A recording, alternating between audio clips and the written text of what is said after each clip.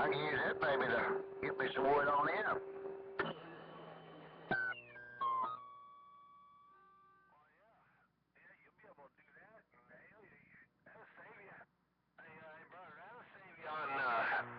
On yours, you won't have to get in there and use yours. You'll be able to use the boys. Yeah, I don't know. Hell, he didn't tell me that he gonna buy one. Just come in last night, pull that thing, said he wanted to park it over here. Because he's afraid somebody might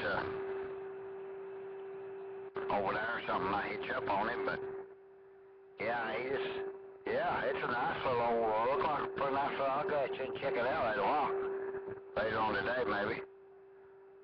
It's got a big axle all under it, so hell, it'll pull quite a bit of weight, I guess.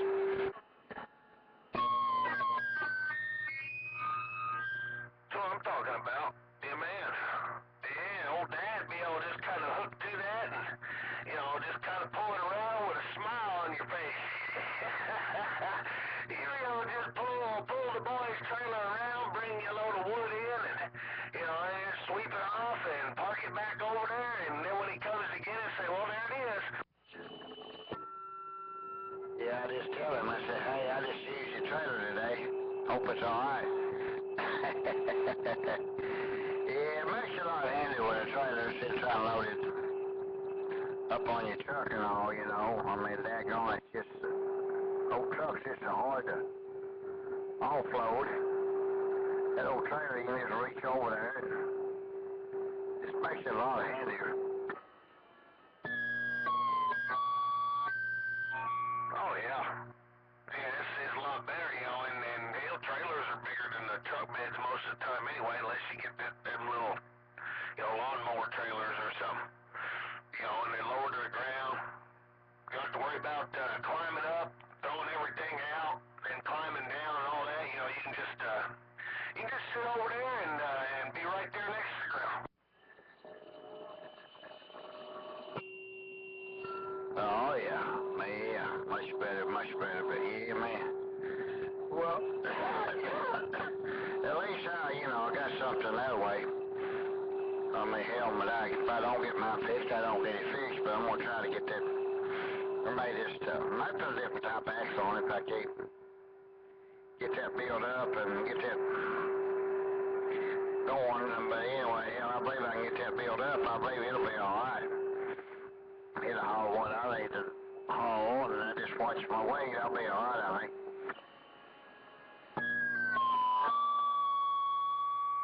Yeah, I think it'll be all right, brother.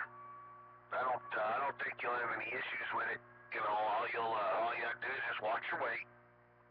Keep an eye on your weight, and just pull it around nice and easy. No more than what you're gonna do with it anyway. Carrying your wood around, no farther than you have to go to get the wood, and bring it back. You shouldn't have no issues. Oh yeah, ain't no doubt about that. Yeah, I think everything'll be all right. Yeah, it'll be cool. Sure enough, yeah, I got several things I gotta do. I gotta get that tongue on that bush hog and try to get that thing going. And then I gotta get that, try to get that finish board over there. I take that little trailer here there and put that finish board right up on that thing. Pull it right over there and offload it. Maybe Tag can get that thing up and going for me. Might save me from buying a new one if I can't. He seems like he can get it going all right. That way, hell, I'll be getting ready to cut this grass here before long.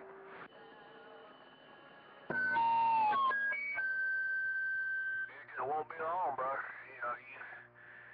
You old cotton picker, you sit up there, you old codger, sitting up on that cotton picker Bermuda Triangle up on that mountain up there. And you just feed the fire in the winter, and then when summertime comes, you gotta go out and just tend to the grass. At least, hey brother, at least you get something to do all year round. In the winter, you can feed the fire, and in the summer, you can mow grass. Oh yeah, no doubt about that. Yeah, you got about one You know, you go in the winter, you got to go into your wood deal. Get your wood, and then you got to carry it in and feed your old stove. And that's a constant job, you know, every so many hours you got to do that. Of course, in the summertime, you know, you lose your winter woodwork, but after the winter, it gets over, but yeah, you pick up your grass cutting, but hell, that ain't too bad on me. My grass don't, I could fertilize mine and, you know, make it grow a lot quicker or whatever, but shit, I don't want to do that, so hell, I just, about every 2 weeks. But hell, if it won't stay wet like it did last year, shit, far. Hell, that was every week deal, man. That was a bad year. Yeah, I know that, all that rain and everything stayed wet. I don't think I'm gonna mow my grass again this year. I think I'll just pay them to mow it again. You know, save me the time, save me the trouble, and hell, it saves me the money too. You know, that way I don't have to go out and buy no lawnmower and go down, get gas. You know, I already got the weed eater. I take care of the weed eating anyway. You know, all they got to do is mow, so they like that. You know, them boys that mowed last year were tickled to death. I told them, I said, you know, I got a weed eater. I said, you just mow, and whatever you don't mow, I'll take care of with the weed eater. They said, well, yeah, we can do that. It won't take us no time.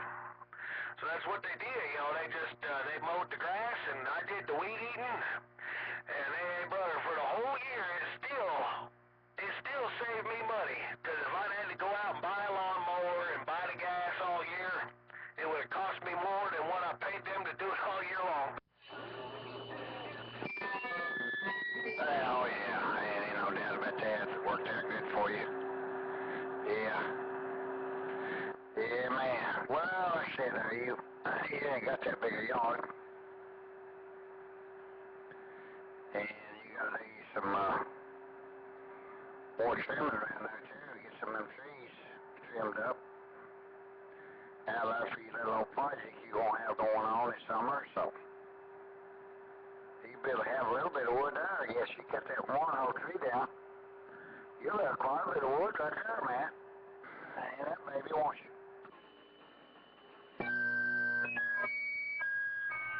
Yeah, I got thinking about that. Boy, I'll have a whole bunch of wood. All I got to do is lay it down and, you know, cut it up. Then I have to break down and go out and buy me an axe and a maul, a wood maul, and go out there and just split it. That'll give me something to do this summer, though. You know, if I'm home, I don't, the way it's looking, I don't think come spring and summer, I don't think I'm gonna be home much. Probably not. That's how they'll start running you and hook you up. They probably gonna fix and hook your ass up, and you're gonna be gone a lot. Probably.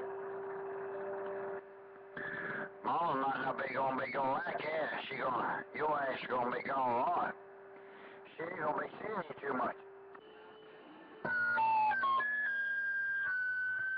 Well, I tell you one thing, brother. Last time that I went out, you know, when I went out to Arizona and come back, I was gone, you know, for a week.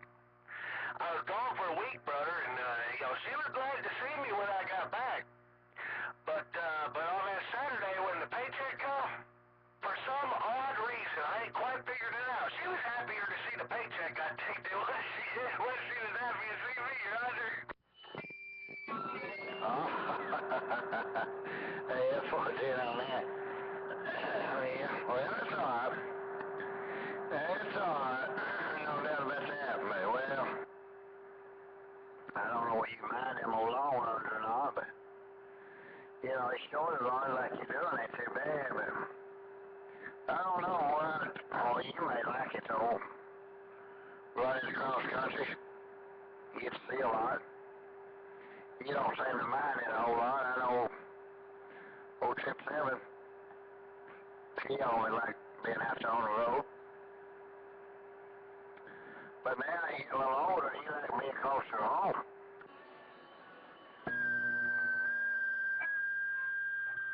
You know, it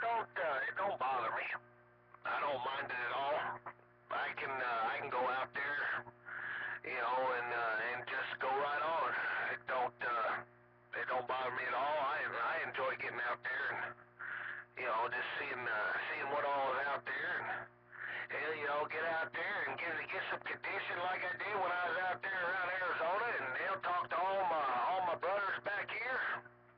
You know, and I don't have to worry about it. You know, I can just get out there and have fun on my hobby and make some money.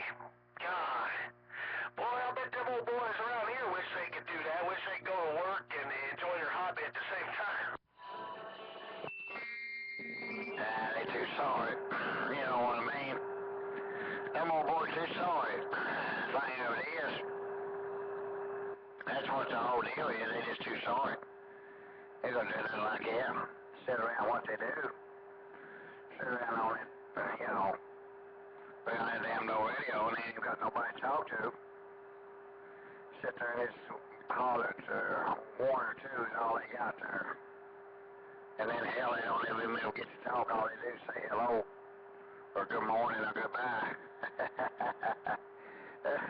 I messed with old Collie Beard there a little bit this morning. He's a hollering old rock man. I said, well, I ain't gonna do you no good to holler at this old boy. I said, you gonna sit over and listen to your copy of old music playing box, see what you been missing, boy. You gonna hear me? God, I got him in there, he talked to himself for several minutes there before he quit.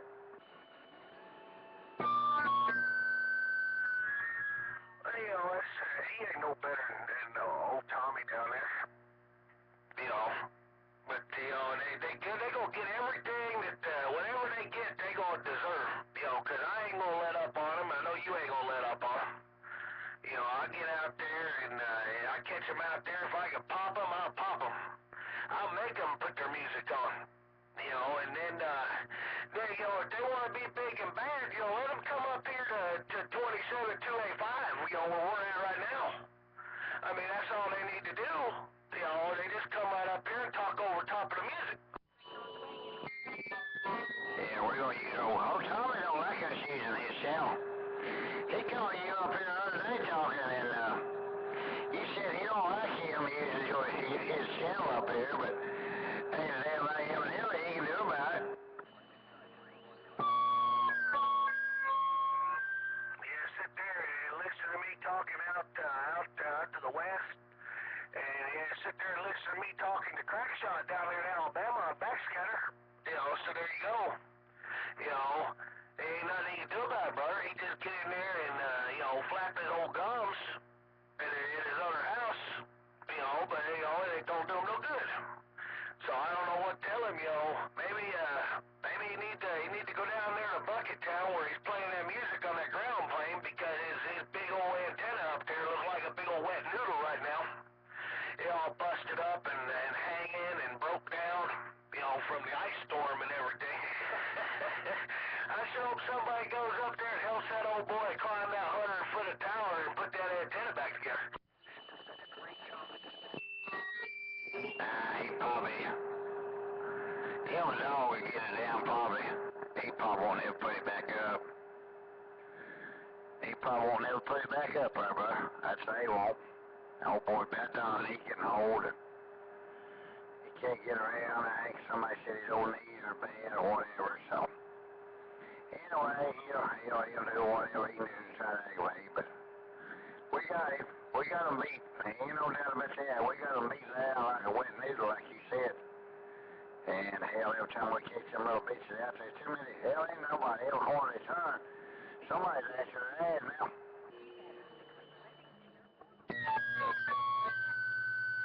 That's it, you know. We got them cornered over here, brother. You know, there's just too many of us and not enough of them. You know, I was talking to Motormouth yesterday, and he said, well, I'm glad you keyed up. He said, I was starting to hear some of that music from your neighbor over there. He said, you know, the neighbor's 7 miles from you playing that music. He said, you keyed up, and he said the music was gone. I told Motormouth, I said, well, you know, he just transmitting on that ground plane. And Motormouth said, well, he better stay on it. He said he's a mud duck on that ground plane. And he's a mud duck if he was on that beam. He said, don't make no difference, he said, because you just annihilated him.